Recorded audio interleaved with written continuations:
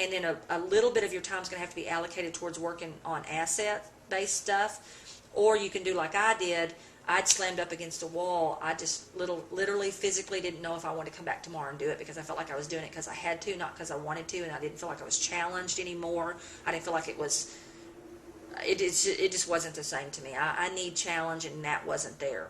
8 listings in a day, they all felt the same. And so I just basically said, Gary, what do I do? I understand I need to own businesses rather than have jobs. What do I do? How do I do it?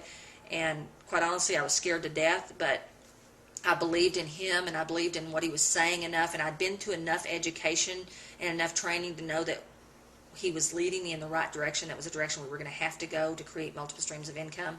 And I just said, basically, I'll do it. I hope it doesn't mess up my real estate sales, because I need this money to live. My family depends on this money.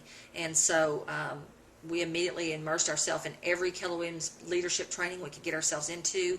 We learned the business side of things rather than, the technician side of things. And we just massively, and I went out and found the right person that he described to me that would be the replacement person that could replace me, even though I quite honestly didn't believe he could replace me.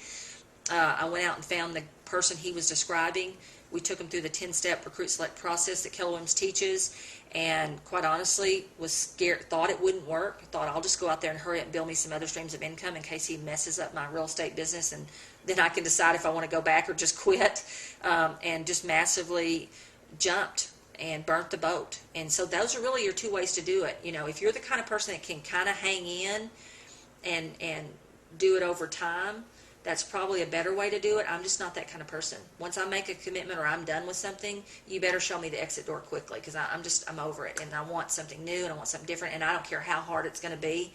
I'd take the hard over boring any day. And so I wound up jumping, and within about 8 months, he was totally taken over the business. And for 12 solid years now, he's ran that business. The highest he's had it is about 360 transactions. We'll probably do about 240 or 260 this year. You know what? They don't do it the way I would do it. But Gary taught me early on that when you start working through people, you don't sit and pick apart how they do it. You measure the results. And we came up with a standard. And the way we came up with a standard was, he said, I was always mad. As a D, you're always mad. You're not sure why you're mad. You're just plumb mad. And so I was always mad. I was never happy with the results. And Gary said, well, what's your standard for the team to do? And I said, what do you mean, what's my standard? He said, well, what number of listings would they need to bring in that you would be okay with what they're doing and what you're paying them? I thought, wow, I don't know. I've never thought about it like that. And I said, I don't know. I've got 18 listings coming in right now. When Brad took over a month, we'd have about 18 listings a month coming in. I guess I'd be happy if he just did that. And he said, okay, then that's the new standard. And that saved me, because I probably would have capitulated the relationship with Brad, or he would have quit, because I would have tried to micromanage and decide how they did everything. And it's not about how they do it. It's about, are they getting the results? Every talented person is going to do it their way.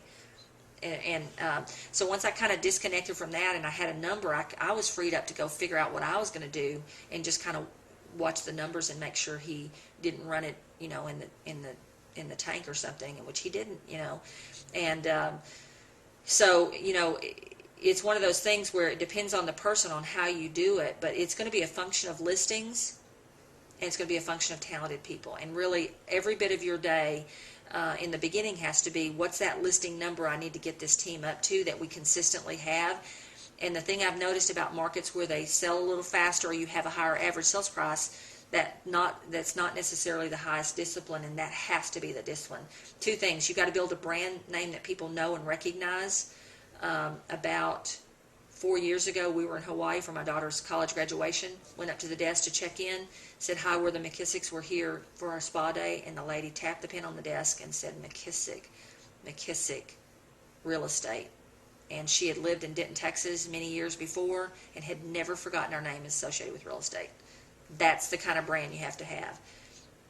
And so if I was where you are, you've got everything you need already to go to the 7th level. In other words, it's knowledge and skill and all those kinds of things. The only thing missing is number of listings, brand name, and talented people to do the positioning. Because, there's the highest forms of leverage are systems, tools, and people. And so if we're going to pick people, which is what wealthy people pick, then what we have to do is go find the best of the best. And now's a perfect time to do that because people are considering not doing this, and it's just lots of things are happening. So now's never been a better time to go find talented people. And some people are just entrepreneurs.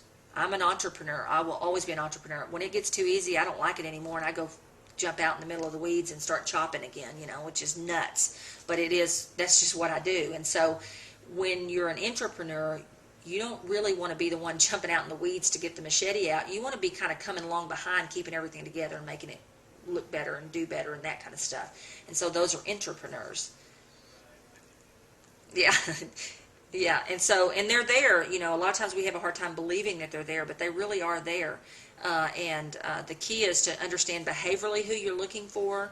What kind of success will that person have to have had in their background? I would recommend probably there's several leadership training I would recommend you go to. First of all, I'd switch gears, and every leadership thing I could possibly get into of Keller Williams I would go to, because that's where we got our training to run the multiple businesses that we have. And so I would go to Recruit Select as soon as I could, as many times as I could, because it's a hard course. It's not easy. It's a difficult process, but it's a life-changing process. So matter of fact, this year I'm teaching 2 subjects, and they're the 2 subjects that I want to master the most inside KW. They're Recruit Select and Fierce Conversations. And those are 2 of our leadership courses that if you're going to be in leadership and you're going to succeed at a high level, you got to master those 2 things. And then I really just would focus on how do I get my name and my brand out there so that people begin to, is there anybody in your area that you can think of that has that kind of brand or reputation?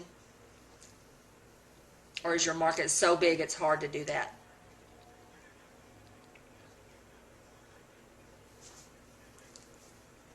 Uh-huh.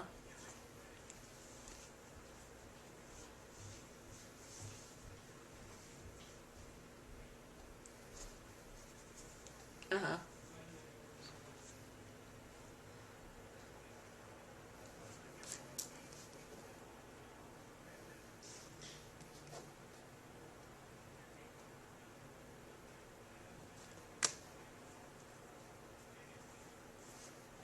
Okay.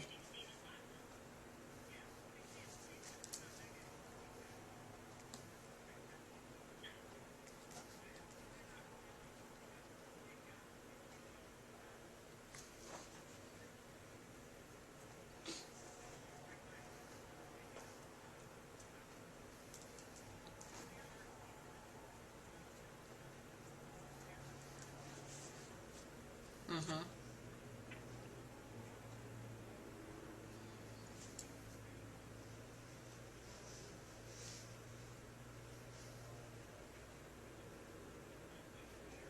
Mm-hmm. Yeah, see, that's not a good indicator right now. Yeah, it's not, yeah. Okay. Yeah. Okay.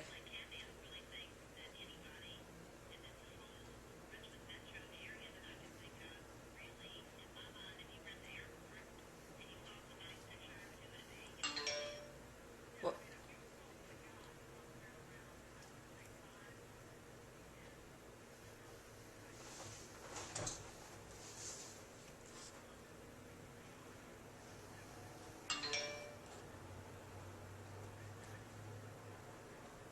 mm-hmm. Well, that's great. That's a great opportunity